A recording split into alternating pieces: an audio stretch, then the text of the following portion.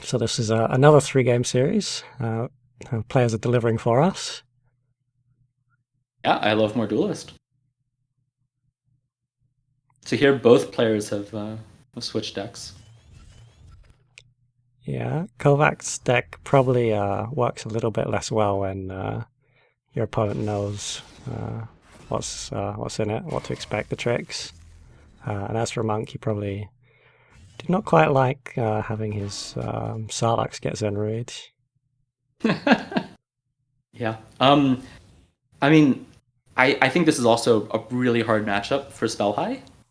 You know, the Phoenix Fire Face deck is not great against the overstated Provoke and Healing deck. So Yeah, it's really not a great start.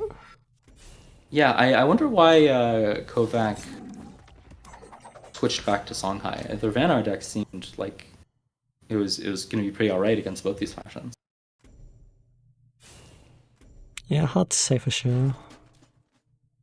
We can infer that maybe this is a different Songhai deck than the one we saw in the first game, because Saberspine Tiger, to me, suggests that the deck is a lot more about just straight aggro as opposed to something more artifact-like and more spell high-y with Cyclone Mask. Yeah, that's probably true. And playing Silverguard Knight here it's always scary against Songhai because they have Saberspine Seal, which is an extremely efficient clear for that card. Yeah, when it's doing that, it is at least doing its job of taking some of the heat off your general and putting it onto your minions. Which, if you can offload enough damage from Songhai onto your minions, you're probably in an okay spot. Yeah, in a deck with Iron Cliffs, just planning to survive to the late game and playing something like an Iron Cliff every turn is a really good plan. So MunkBusiness might have been thinking exactly what you just said.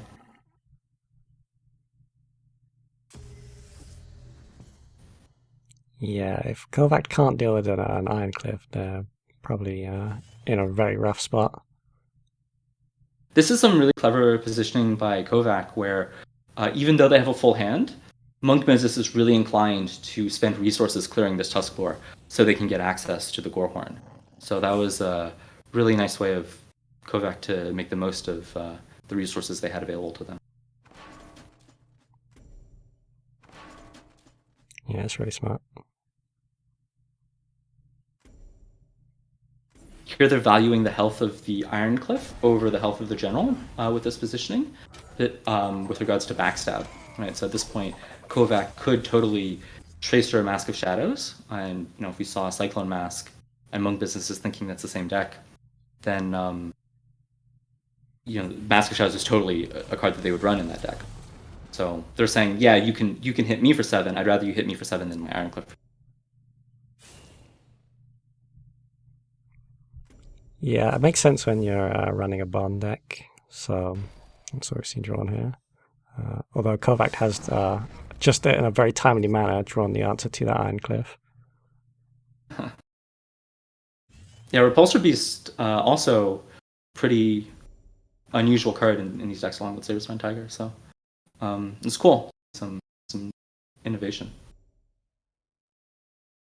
I think Kovac being this low already is kind of rough for them.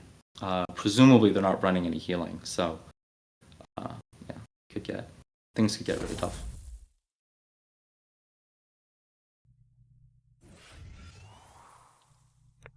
Yeah, and they're behind on board as well, so looking at a little grim.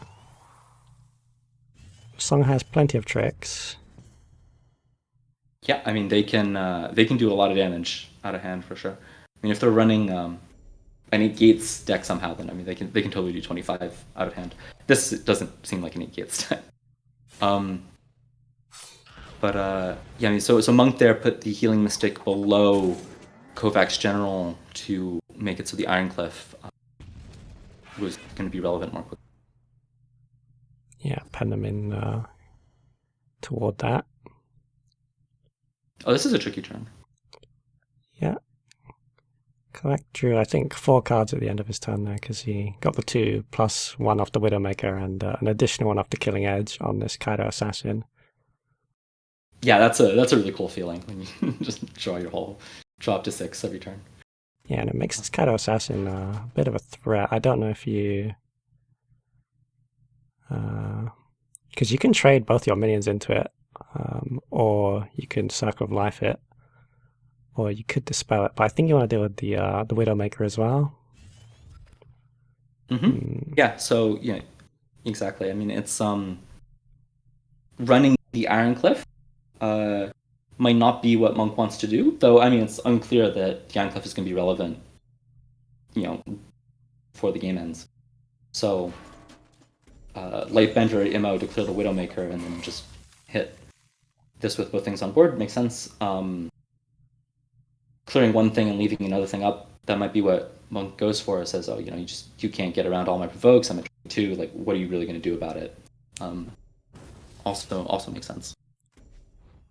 To me, it feels a bit dangerous to leave this Kaido up because there's always Jax, but there could also be Mist Dragon Seal, which is a bit less played, but still playable. Yeah, Monk is doing a good job of playing around only Jux here, but yeah, we see the Mist Dragon Seal.